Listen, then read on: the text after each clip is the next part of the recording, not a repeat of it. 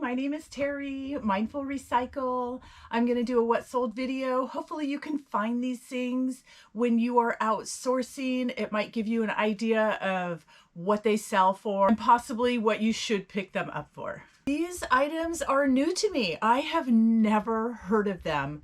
They are called Byers, B-Y-E-R-S.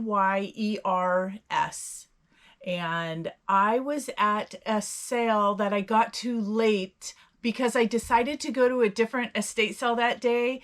And my friend Estella was at the sale where I picked these up. She said, you got to come over here. There's so much stuff. And she was right. Down in the basement, there were tons of Easter, Halloween, and Christmas items. So after it was open for at least a couple hours, I got there and these were still there. They were $3 a piece. I sold them as a set and I sold them for $138. I've probably had them listed for maybe 2 or 3 months. Keep your eyes out for these guys. Look at how cute they are. This is what the bottom looks like. So keep your eyes open. This one is signed. They're both signed on the bottom, so I'm not sure if that's typical, if they signed all of their things or not. I think I showed this in my last video, or at least a couple of videos ago. It's this vintage strawberry shortcake tote bag. I paid $8 for it. It is brand new, and I sold it for $65.50, and I've only had it listed for about a week or so. So here is one of my Monster High dolls. I picked up, I think it was 40 of them, and I ended up paying $20 a piece. Some of them sold for $100, some of them sold for $30, but the profit has been good overall. And again, they're brand new, so they're just so easy to list. So paid $20 for this and I sold it for $60. Look out for Monster High dolls. I think if I was to hold on to all of them for about 10 more years, the prices would really go up because they do not make them anymore. So this is the third Le Creuset pot that I have sold in like the last month or two. This one I had listed a little bit longer. I probably had this one listed for about 3 months. The other two sold very quickly. Maybe white wasn't as desirable, but I paid $48 for this and I sold it for $175. These are super easy to ship. You just have to bubble wrap them and make sure that there is plenty of room around the edges so that the handles are not touching the box, because it is enamel and it will chip off. So just make sure you wrap them really good, but they're pretty solid. So I have this Lionel train set. I really don't remember where I got these.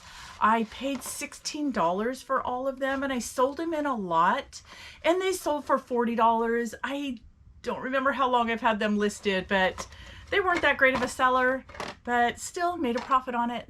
So I've had this listed for a few months. It's a reproduction of a rotary phone, but it is still old. I think I saw the date on it somewhere was from the 80s, and this one has never been taken out of the box. I paid $25 for it and I sold it for $100. I went to a sale where all of their books were $2 a piece. So I paid $6 for this set of 3. I've only had these listed for a month or two and they have already sold for $60. So they are in excellent condition. They are a set of 3 of prayer books. So keep your eyes open for books. I know I keep saying that, but really check out the book section. You might find some really good ones. I have sold Oz Frank Baum books before, a couple of them, and they did okay. I think I got them for $5. So when I was at this sale, they wanted $50 for this one. And when I ran comps on them, they were selling anywhere from $50 to over $1,000 if you had the right one.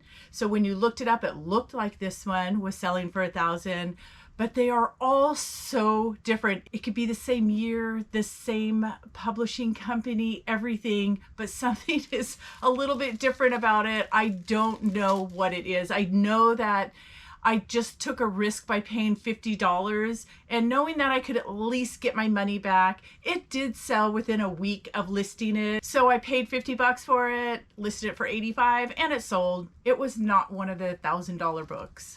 I used to love to go to this person's estate sale where I bought this book because their prices were reasonable, good enough for her to make money for her client, but also good enough for us resellers to be able to purchase stuff also. I have gone to her sales, the last couple sales she's had, and her prices have really gone up where I just sometimes will walk out with nothing or pay $50 for a book. So I don't know what estate sale companies are thinking when they start raising their prices, because half the people that are going through there are resellers, and they would buy so much more if she would just keep her prices a little bit lower. So I don't know.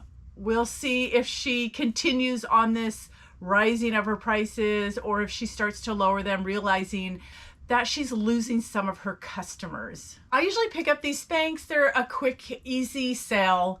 They are easy to list and they're easy to ship. I paid $2 for this and it sold for 20 bucks. And so my last item is a Christopher Radko ornament. I went to a sale last weekend and picked up, oh gosh, I don't even remember how many. I think I picked up 40 or 50 ornaments, and I think most of them were Christopher Radko. And so I did an average price and I paid $5.15 for each one. I've already sold quite a few, and this one sold for $29.50. So this is a lighthouse with Santa, sleigh, and reindeer. If you're at a sale and you see that little star, you'll know it's Christopher Radko. But also, if your eyes are really good, it will always say it around the top there. It'll say Radko up there, unless it's really, really old. If it's really old, sometimes they do not say that up there. So that was my sales for this extended weekend we had for Thanksgiving. I hope your holiday was great. And please subscribe if you're not subscribed. Hit the thumbs up for me. That really helps out. And I will see you on the next one.